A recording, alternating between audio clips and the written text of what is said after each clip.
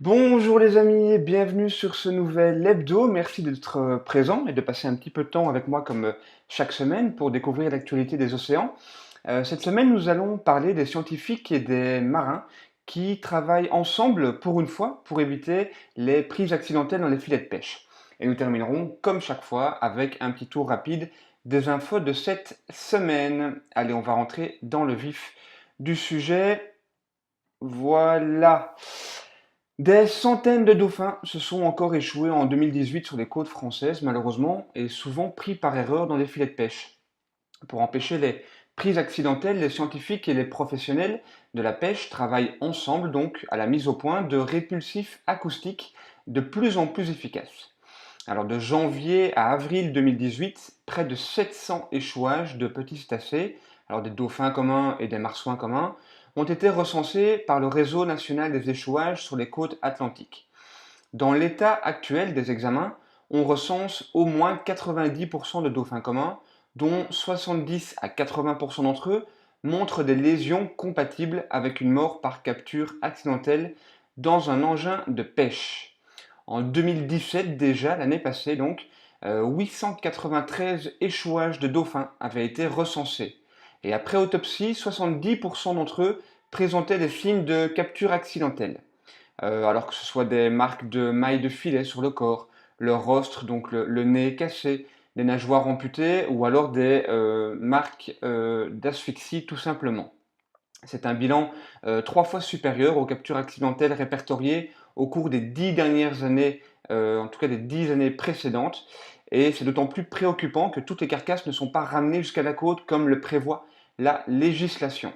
Alors en prenant en compte les courants marins et d'autres facteurs en termes de pollution, etc., en 2017, on peut estimer que 3500 dauphins étaient morts dans les filets. Pour l'hiver 2018, on ne sait pas encore précisément. Malheureusement, on a peur que le chiffre soit du même ordre de grandeur. Selon les scientifiques, l'hécatombe proviendrait d'une combinaison de plusieurs facteurs. Alors non seulement le changement climatique, mais aussi un changement de distribution des populations de cétacés sur les 40 dernières années. Et cela a d'ailleurs été confirmé par des campagnes d'observation en mer. Alors pour vous donner une idée, avant les mammifères, on pouvait les observer surtout en mer du Nord. Il y a eu une migration donc durant les 40 dernières années, une migration vers le sud, donc vers la Manche, vers la mer Celtique et vers le golfe de Gascogne. Alors c'est sans doute lié à l'environnement et aussi aux espèces que les cétacés chassent. Le marsouin commun, par exemple, qui avait disparu entre les années 70 et 90, on en voyait un par an à l'époque, et bien maintenant on peut en voir environ 300. Donc face à ce désastre, l'organisation professionnelle des pêcheurs de Bretagne, l'organisation Pélagis et l'Institut scientifique Ifremer se sont de nouveau associés pour tenter de trouver des solutions. Alors, je dis de nouveau associés parce que déjà entre 2004 et 2009, ils avaient porté plusieurs projets de répulsifs acoustiques qu'on appelle des pingers ou des pingers.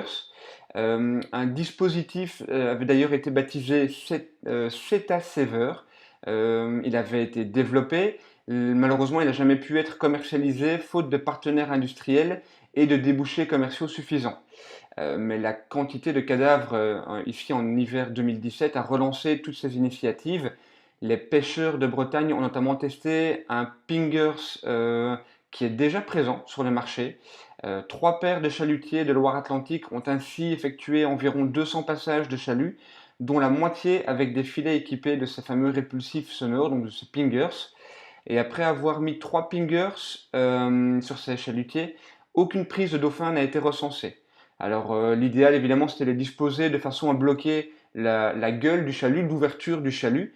Ça a visiblement très bien marché. Alors toutes les données ne sont pas encore toutes analysées, hein, elles sont encore en cours d'analyse pour le moment, mais a priori on observerait une réduction significative des prises de cétacés. Donc ce serait une bonne idée. Alors le projet Licado, donc Licado pour l'imitation des captures accidentelles de dauphins, ce projet donc porté par les fameuses 3 entités, donc les pêcheurs de Bretagne, Pélagis et Ifremer. Eh bien ce projet espère mettre au point d'ici 2021 plusieurs outils, dont des pingers qui ne se déclencheraient par exemple qu'à l'approche des dauphins. Alors ce serait grâce à un système d'hydrophone qui détecterait les cris des dauphins. L'appareil serait aussi éventuellement doté de réflecteurs à sonar pour renvoyer l'écolocalisation des dauphins et du coup les inciter à s'éloigner en douceur. Donc voilà, il y a pas mal de projets qui sont mis en place.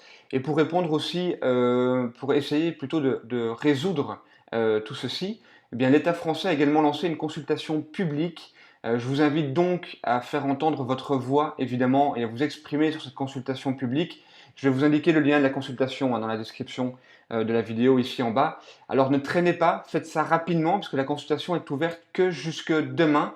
Elle a été mise en ligne il y a déjà plusieurs jours, je vous en avais parlé via notre revue de presse quotidienne. Donc n'hésitez pas à aller faire un tour sur cette consultation publique et à faire entendre votre voix. Voilà, on a fait le tour de notre dossier. Maintenant, on va faire le tour des actualités de notre semaine avec nos brèves. Lundi, l'Union européenne et la Chine ont signé un partenariat unique. Alors, deux des plus grandes économies océaniques du monde travailleront ensemble dès à présent pour améliorer la gouvernance internationale des océans sous tous les aspects, y compris en luttant contre la pêche illégale et en essayant de promouvoir une économie bleue durable. Mardi, le lendemain, nous apprenions que le Yushin Maru numéro 2, qui est l'un des baleiniers harponneurs japonais, eh bien, ce baleinier avait fait escale aux États-Unis. Le Yushin Maru numéro 2 est coupable d'outrage à la Cour internationale de justice de La Haye pour activité illégale de chasse à la baleine.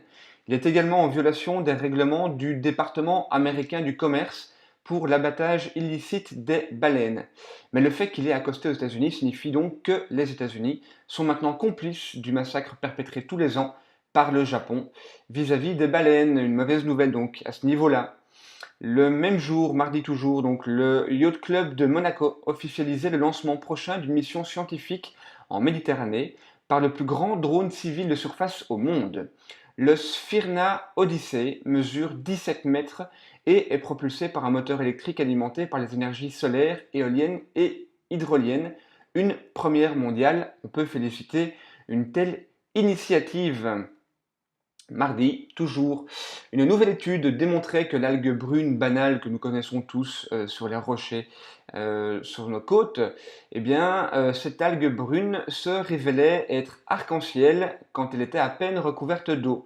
Alors son secret, me direz-vous, eh bien, elle imite la technique du caméléon et elle va se comporter comme une opale. Je vous invite à aller voir les photos de notre revue de presse sur cet article, c'est assez impressionnant. Enfin, mardi encore, les bouteilles en plastique trouvent depuis plusieurs années une nouvelle utilité grâce au recyclage. On en a parlé dernièrement, de plus en plus une prise de conscience en tout cas générale pour une amélioration du recyclage. Eh bien, ces bouteilles plastiques qui peuvent être changées en emballage, en objets textiles ou en matériaux de construction, elles incarnent une manière plus écologique de consommer. Et au Costa Rica, pays très écologique et vraiment l'un des pays qui bouge le plus au monde à ce niveau-là.